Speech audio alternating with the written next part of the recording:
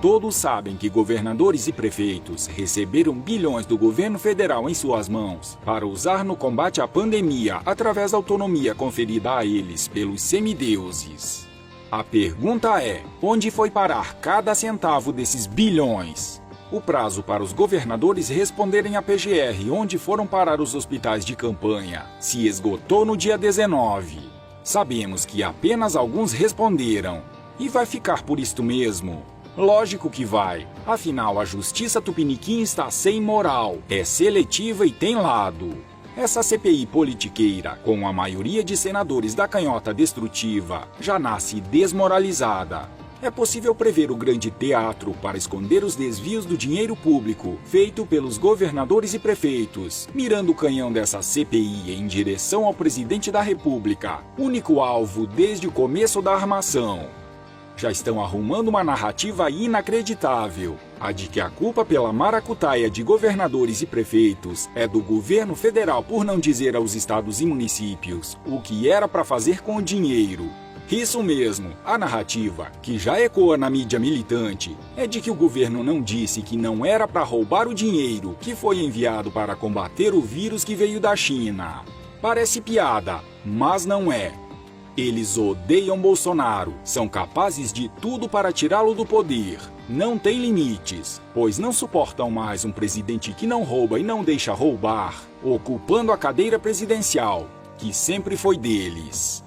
Como disse o jornalista e escritor Marco Frenetti, é claro que as criaturas do pântano odeiam Bolsonaro, porque ele é honesto, gosta da família, não gosta de bandidos e é contra o roubo. Essas são 4 características que nenhum esquerdopata tolera, pois elas impedem a plenitude da Revolução Socialista.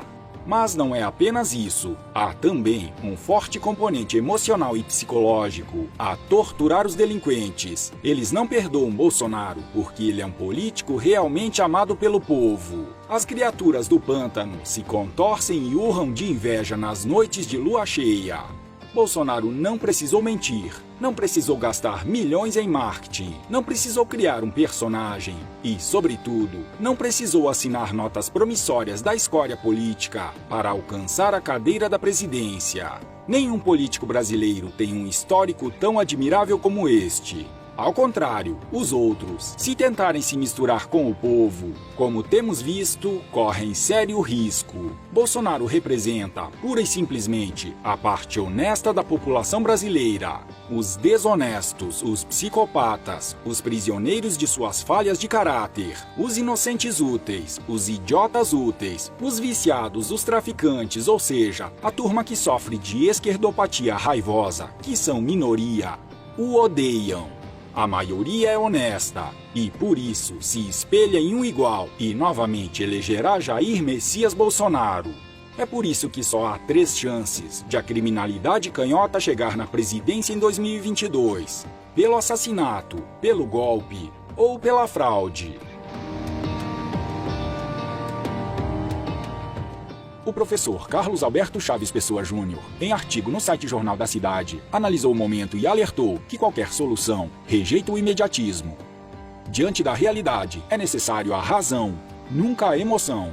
Quanto mais negamos e repudiamos as explicações fáceis, consoladoras e simplistas, acabamos por compreender que muitos dos cenários políticos, sociais e culturais exigem respostas complexas e soluções que rejeitam o imediatismo. Bem antes da redemocratização, a canhotada já havia ocupado a mídia, as universidades e escolas, parte da igreja e, infelizmente, corrompido a linguagem de tal forma que o debate público se tornou o ambiente onde a violência, linchamento e cancelamento castram um pensamento que diverge da agenda deles. É uma mente totalitária, covarde, amoral e que, em busca da igualdade, demanda o aniquilamento da individualidade.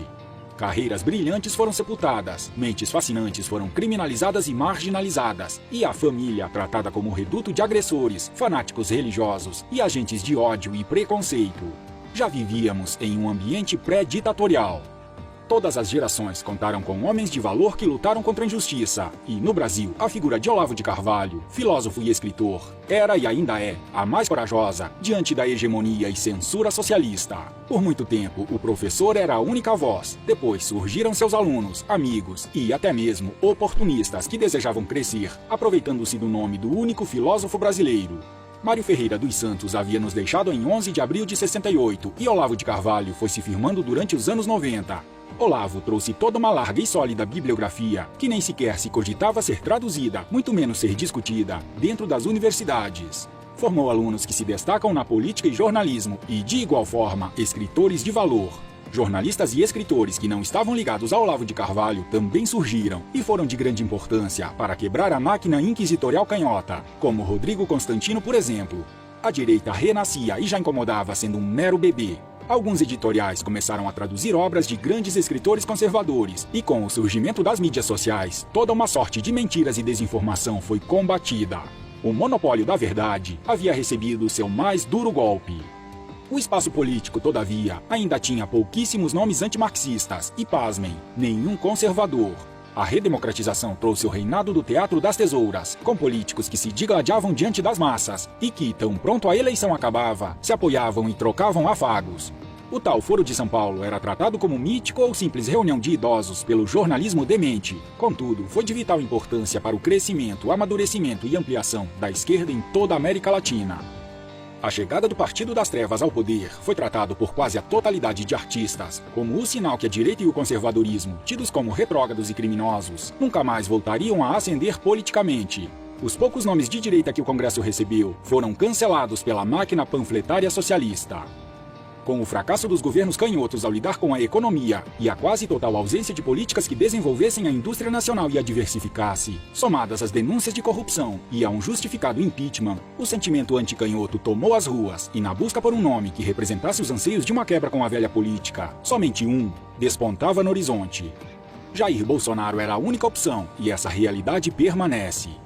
Desde que chegou a ocupar a cadeira presidencial, muitos apoiadores se revelaram oportunistas. Não somente deixaram de apoiar, como abraçaram a esquerda e foram acolhidos por ela. Dia a dia, o número de meninos birrentos que querem um presidente que os bajule aumenta.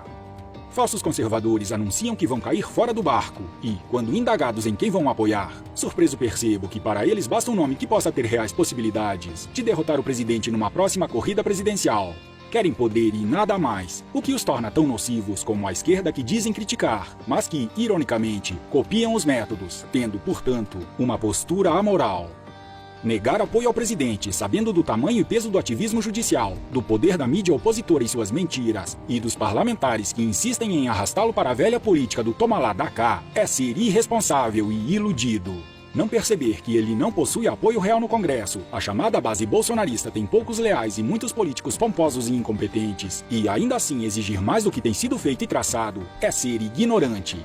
Deixar de apoiar o presidente é ignorar o passado que tivemos e menosprezar a sede de poder da canhotada, que está à espreita e tudo fará para recuperar a única cadeira que perderam.